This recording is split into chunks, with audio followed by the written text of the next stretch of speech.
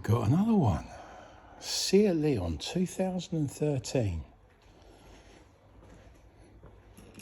Here's the key. Okay. And then what we're going to do is we're going to... I haven't done nothing at the moment. Absolutely sweet FA. And the ignition's on. And I've got the key. Now what the hell's going wrong here? Also, put the key in ignition. Ignition on. There's no clicks, no nothing. Turn it. Oh yeah, you got the foot on the brake. Clutch in here. See if it turns over.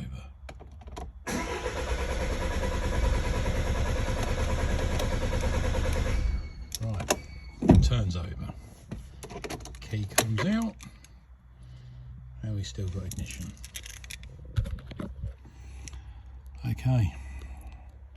I suppose you better diagnose it and try and fix this one. It's a weird one, isn't it? See how weird it is when we get to the end of this video. Okay. Let me plug into it and see what it says. And then see what the scores on the doors say. See what way it can take me. Either take me down the rabbit warren, or it's going to take me in the correct direction. But I think it's fixable. Hopefully. With all the electrics and all the wiring and mad. So this here, I don't think it matters if you got a better machine or not on this one. I think it's going to be down to a lot of testing.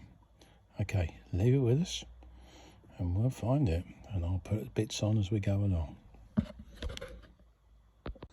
Okay, let's see what's going on here. Here we go. Oh my god. Oh my god. I haven't got any lemon green. Oh no.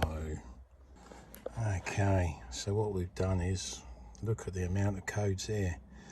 So I think a load of these are going to be caused by the actual battery going dead, because we've got, obviously, if the ignition don't turn off, we've got one hell of a battery drain, and it's killed the battery and it's left all these fault codes. So what we're going to do is we're going to clear them and see which ones come back. But I've saved these if I need to go back and have a look and see if there's something there. Wow. Okay, let's look on. Okay, I thought I'd start with the ignition switch. So when you put your key in there, and as you saw, the lights were staying on.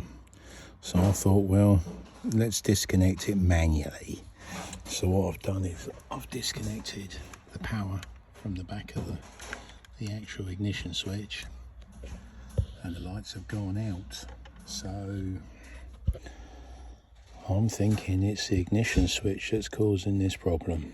Flipping out, a nice easy one for a change. Good God. Okay, to get it out, and it fits like that, so it's right on the back, and your electrics go into here. Sorry. And what you do is you see that part just above there, there's a little clip. You need to just put a pin in there, and then 90 degrees, which is opposite the actual where the wires go in, there's another one there, and there's a little cut out, and all you need is just some small pins like this, just to go in there and go in there. But that's what the switch looks like, and I believe that's the problem that's actually putting all the heartache out there. Flipping all them fault codes, and we end up with something simple. Wow. Flipping rabbit tunnels there could be unbelievable, even when we cleared the codes. Anyway, we got one ordered. It'll be here tomorrow, but at least it's out. Okay, back to the Seat Leon with the lights that do not turn off, with loads of fault codes. Right, we've got the new bit come. It's come from TPS, and this looks like it's been superseded, but looking at my wire and looking at this looks as though this unit fits lots of different cars, so this must work on other cars. So we won't be plugging that in because it doesn't need it, but we need to plug that in. So let's see if we plug that in and the lights stay off. Okay, we've proved the switch is at it. It was, let's say you put the key in the ignition, and the ignition lights come on, put your foot on the clutch, done start. But there's the key, no lights. So this has got two problems, okay? Not one problem, it's got two problems. And now we've got to find out what the other one is. Yeah. So we fixed one and now we move on. How would you price a job up like that? Because you've actually fixed something, can you? Won't start, but you know, you have got the lights off the dashboard because that's what the problem was. And it didn't start. Yeah, I'm glad he's on holiday. Right, let's put this bit back together again, and then we're going to try and diagnose the other problem, which we've got.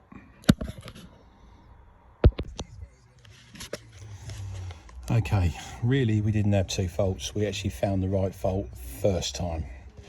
But what we got now is the actual tyre pressures calibrated after I got them up to the right flaming pressure. And now put the ignition on and she starts. Oh, I've done that one. So she actually starts now. So that is the reason. But let me show you why. Because it came up with low voltage to the fuel pump module. So it could be, you know, the fuel pump module, it could be this, could be that. But me, if it ain't got 12 volts, it ain't gonna work, is it? So we came to the fuse box, and the first one was these are the starter relays, and they weren't in properly. So I think someone was looking for one of the codes, which was the actual fuel pump module, and they started with there and they didn't push it back in. And that 20 amp fuse we've only just put in because it wasn't there, and that is the actual fuse for the actual fuel pump module. And now it starts and runs. So the real problem is we diagnosed with no fault codes, no nothing, the ignition switch. As I say, I think someone's been looking at this, and instead of putting it back together again properly, they think, oh well, it's not my problem, I'm going to send it somewhere else and let them deal with it, which then made a bigger problem for us to fix. I am not going to say where it came from, but yeah, let's just say you pay them. So yeah, and that's the fix for the actual for the Seat. But they did turn around and say it needed an ECU. So we didn't fix an ECU, we just put an ignition switch, fuse that should be there, and push these back in properly. Cheers for watching. That's another one done. And we started off with all them fault codes. Mental, innit? It's mental. The actual trade is getting worse. And anyway, let me leave it there. Have a great day. Weekend's coming. Let's look forward to it.